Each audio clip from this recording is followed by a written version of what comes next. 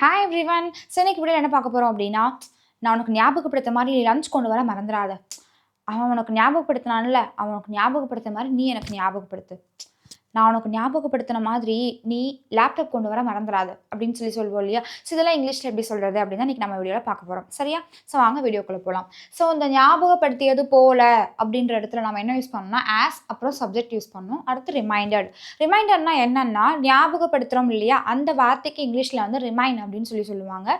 இது ஞாபகப்படுத்தியது போல அப்படின்ற பொழுது ஆஸ் இப்போ நான் உனக்கு ஞாபகப்படுத்தியது போல அப்படின்னா, ஆஸ் ஐ ரிமைண்டட் யூ அப்படின்னு சொல்லுவோம். அவன் உனக்கு ஞாபகப்படுத்தியது போல அப்படின்னா ஆஸ் ஹீ ரிமைண்டட் யூ அப்படின்னு சொல்லுவோம். சரியா? இப்போ ஆஸ் அப்புறம் சப்ஜெக்ட் ரிமைண்டட்னு வரணும். சரியா? டன். இப்போ இந்த இடத்துல ஃபர்ஸ்ட் சென்டென்ஸ் வந்து பாருங்க. நான் ஞாபகப்படுத்தியது போல லஞ்ச் கொண்டு வர மறந்துடாத அப்படின்னு சொல்லியிருக்கு. ஓகே. அப்போ நான் ஞாபகப்படுத்தியது போல அதுக்கு ஆஸ் ஐ ரிமைண்டட் அப்படின்னு சொல்லி எழுதியாச்சு. அடுத்தது லஞ்ச் கொண்டு வர மறந்துடாத அப்படின்னு இருக்கு. மறந்து விடாதே அப்படின்னா இங்கிலீஷ்ல நம்ம என்னன்னு சொல்லுவோம், டோன்ட் ஃபர்கெட் அப்படின்னு சொல்லுவோம். அப்போ இதில் எடுத்தோடனே டோன்ட் ஃபர்கெட் அப்படின்னு எழுதியாச்சு. எதுக்கு மறந்துடாத?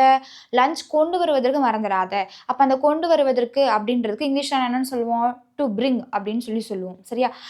டு அப்படின்னா இக்கு, கொண்டு வருவதற்கு அப்படின்னா டு பிரிங் அப்படின்னு சொல்லுவோம். டு பிரிங் என்ன கொண்டு வருவதற்கு? லஞ்ச். அப்போ don't forget to bring lunch. சரியா?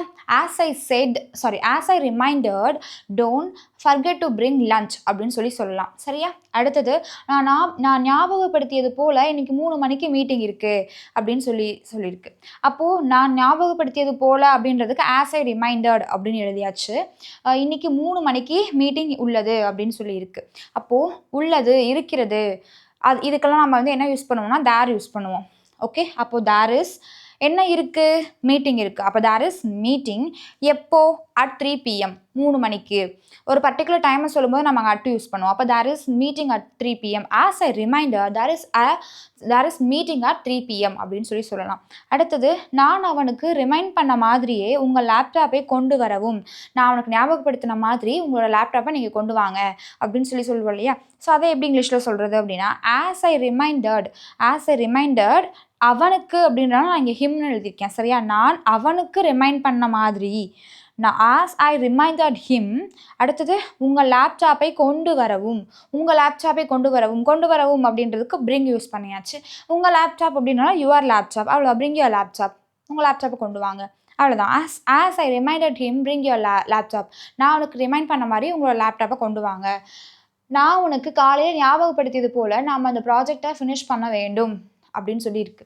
அப்போது நான் உனக்கு காலை ஞாபகப்படுத்தியது போல அப்படின்னா ஆஸ் ஐ ரிமைண்டட். யாருக்கு ஞாபகப்படுத்தினேன்? உனக்கு. அப்போ you. As I reminded you. எப்போ? காலையில். அப்போ இந்த morning. As I reminded you in this morning. நான் இந்த மார்னிங் உனக்கு ஞாபகப்படுத்தியது போல் என்ன பண்ணணும் அப்படின்னா நாம் ப்ராஜெக்ட் சப்மிட் பண்ண வேண்டும். ஆல்ரெடி நான் சொல்லியிருக்கேன், இந்த பண்ண வேண்டும், செய்ய வேண்டும் அப்படின்னா have to, should, must use பண்ணோம் அப்படின்ட்டு. நம்ம இங்கே வந்து ஹேவ் டு யூஸ் பண்ணியிருக்கோம். ஓகே. நாம் அப்படின்றதுக்கு வி யூஸ் பண்ணியாச்சு. பண்ண வேண்டும் அப்படின்றதுக்கு வந்து ஹேவ் டு யூஸ் பண்ணிட்டோம். வி ஹேவ் டு என்ன செய்ய வேண்டும்? சப்மிட் பண்ண வேண்டும். அப்போ வி ஹேவ் டு சப்மிட். எதை சப்மிட் பண்ண வேண்டும்? ப்ராஜெக்டை சப்மிட் பண்ணணும். அப்போ we have to submit the project. Okay. இப்போ as I reminded you in this morning we have to submit this project அப்படின்னு சொல்லலாம். ஓகே. டன். அடுத்து நான் ராஜாவுக்கு நினைவுபடுத்தியது போல் நீ எனக்கு ஞாபகப்படுத்து. நான் ராஜுவுக்கு ஞாபகப்படுத்தின மாதிரி நீ எனக்கு ஞாபகப்படுத்து அப்படின்னு சொல்லுவோம் இல்லையா? இதை இங்கிலீஷில் எப்படி சொல்கிறது அப்படின்னா, ஆஸ் ஐ ரிமைண்டட் ராஜு. நான் ராஜுவுக்கு நினைவுபடுத்தியது போல். இங்கே வந்து நான் உனக்கு நினைவுபடுத்தியது போல் அப்படின்னா ஆஸ் ஐ ரிமைண்டட் யூ அப்படின்னு எழுதியாச்சு. இங்கே நான் ராஜுவுக்கு ஞாபகப்படுத்தியது போல் அப்படின்னா ஆஸ் ஐ ரிமைண்டட் ராஜு அப்படின்னு எழுதியாச்சு. Okay. As I reminded Raju நீ எனக்கு நினைவுபடுத்து அப்படின்னா நீ அப்படின்றதுக்கு யூ அப்படின்னு எழுதியாச்சு. அடுத்து நினைவுபடுத்து அப்படின்றதுக்கு ரிமைண்ட். இது வந்து என்னென்னா ப்ரெசன்ட் ஆக்ஷன், அதனால் ரிமைண்ட் அப்படின்னு மட்டும் எழுதியாச்சு. You remind. யாருக்கு? எனக்கு. அப்போது you remind me. As I reminded Raju you remind me. நான் ராஜுக்கு நினைவுபடுத்தினது போல் நீ எனக்கு ஞாபகப்படுத்து அப்படின்னு சொல்கிறோம் இல்லையா? அப்போது as I reminded Raju you remind me அப்படின்னு சொல்லலாம். அப்போது அடுத்து லாஸ்ட் சென்டென்ஸ் உங்களுக்கானது. நான் உனக்கு நினைவுபடுத்தியது போல் ஐடி கார்டு கொண்டு வர மறந்துடாத அப்படின்னு சொல்கிறோம். ஃபஸ்ட்டு சென்டென்ஸ் பார்த்தோம் இல்லையா? லஞ்ச் கொண்டு வர மறந்துடாதன்னு, அதே தான் இங்கே ஐடி கார்டு கொண்டு வர மறந்துடாத அப்படின்னு சொல்லியிருக்கு. ஸோ இந்த சென்டென்ஸை இங்கிலீஷில் ட்ரான்ஸ்லேட் பண்ணி கமெண்ட்டில் மென்ஷன் பண்ணுங்கள். இந்த செஷன் உங்களுக்கு ரொம்ப யூஸ்ஃபுல்லாக இருந்திருக்கும் நம்புறேன். யூஸ்ஃபுல்லாக இருந்துச்சுன்னா உங்களோட ஃப்ரெண்ட்ஸ்க்கும் ஷேர் பண்ணுங்கள். Okay, ton. ஸோ இந்த ஆன்சரை வந்து கமெண்ட்டில் மென்ஷன் பண்ணுங்கள். இன்கேஸ் ஏதாவது டவுட் இருந்துச்சுன்னா கமெண்ட்டில் சொல்லுங்கள். Okay, thank you.